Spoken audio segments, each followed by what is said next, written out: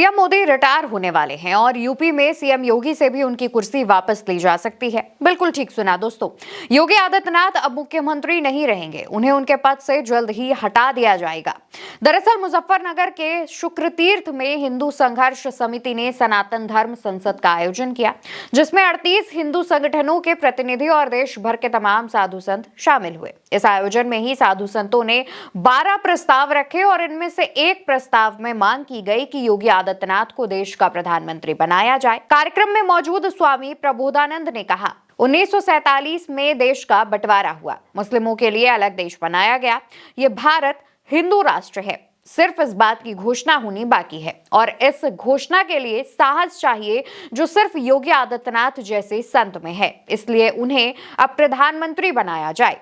दोस्तों, साधु संत के इस प्रस्ताव के मुताबिक 2027 के आम चुनावों में योगी आदित्यनाथ को भारत का प्रधानमंत्री बनाया जाए और इस बात की घोषणा की जाए। मंच से जैसे ही इस बात का ऐलान साधु संतों की तरफ से किया जाता है, कार्यक्रम स्थल पर मौजूद सभी लोग इस बात का समर्थन करते हैं। इस दौरान जय जय श्री राम और योगी बाबा की जय जैसे नारे भी लगाए जाते हैं।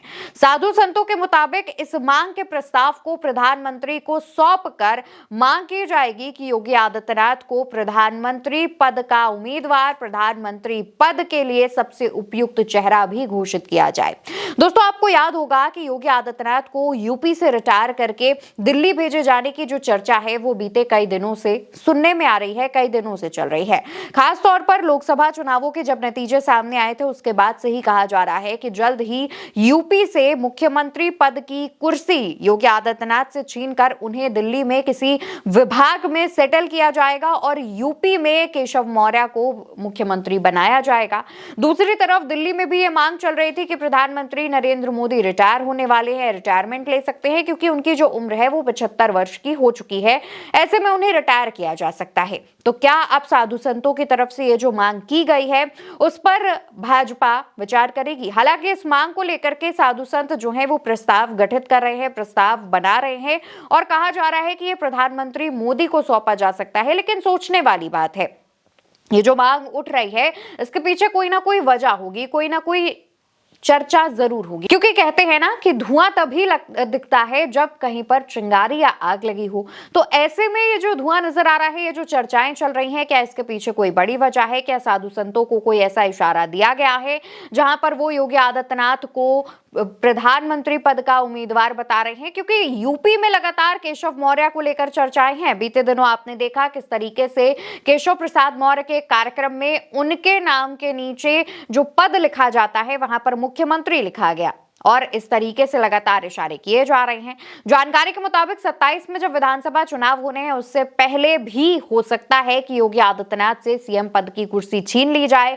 और अमित शाह ये खेल कर सकते हैं, क्योंकि अमित शाह जो हैं उनके और योगी आदित्यनाथ के बीच के रिश्ते आप सभी जानते हैं।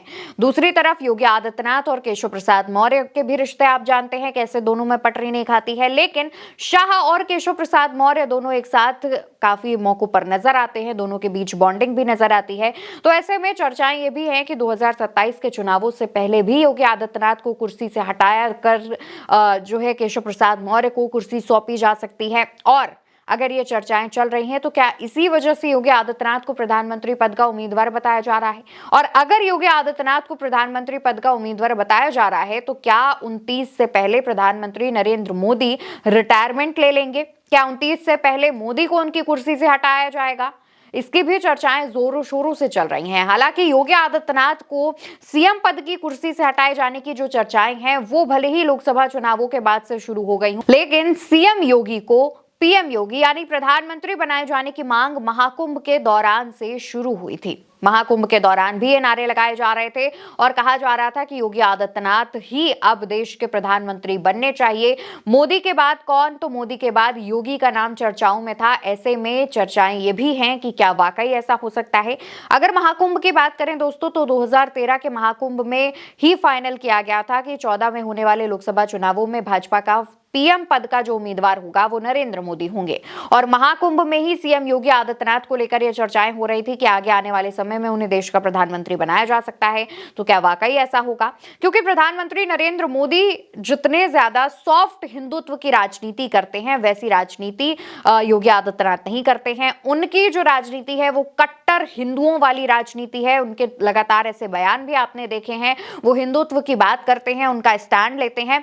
तो जाहिर तौर पर जो साधु संत हैं वो इनको लेकर के इस तरीके की चर्चाएं करेंगे ही। लेकिन क्या वाकई ऐसा होने वाला है? क्या अब जो ये चर्चाएं हो रही हैं इससे एक नैरेटिव सेट किया जाएगा, या फिर ये जो चर्चाएं हैं, ये जो हेडलाइंस हैं वो सामने आई हैं तो इससे जनता का मन लेने की कोशिश की जा रही है, ये देखने की कोशिश की जा रही है कि क्या वाकई अगर ऐसा होता है तो जनता इस फैसले को स्वीकारेगी या नहीं, या फिर जिस तरीके से साधु संतों के इस सम्मेलन में ये प्रस्ताव किया गया है इसके पीछे आरएसएस का हाथ हो सकता है। क्योंकि योगी आदित्यनाथ आरएसएस के ना सिर्फ करीबी नेता हैं बल्कि आरएसएस के चहेते भी हैं। ऐसे में आरएसएस उन्हें हिंदुत्व का चेहरा बनाकर प्रधानमंत्री पद की कुर्सी पर भी बिठा सकता है। फिलहाल जिस तरीके से चर्चाएं हो रही हैं उसमें कहा यह भी जा रहा है कि अगर योगी आदित्यनाथ को यूपी में मुख्यमंत्री की कुर्सी से हटाया जाएगा तो उन्हें दिल्ली में प्रधानमंत्री पद का उम्मीदवार बनाया जाए या फिर उसकी कुर्सी सौंपे जाने की बात कही जाए, तब ही योगी समर्थक संतुष्ट होंगे। फिलहाल आपको क्या लगता है? ये जो चर्चाएं चल रही हैं उसको लेकर आप क्या सोचते हैं? कमेंट सेक्शन में बताइएगा। फिलहाल के लिए इस खबर में इतना ही। नमस्कार।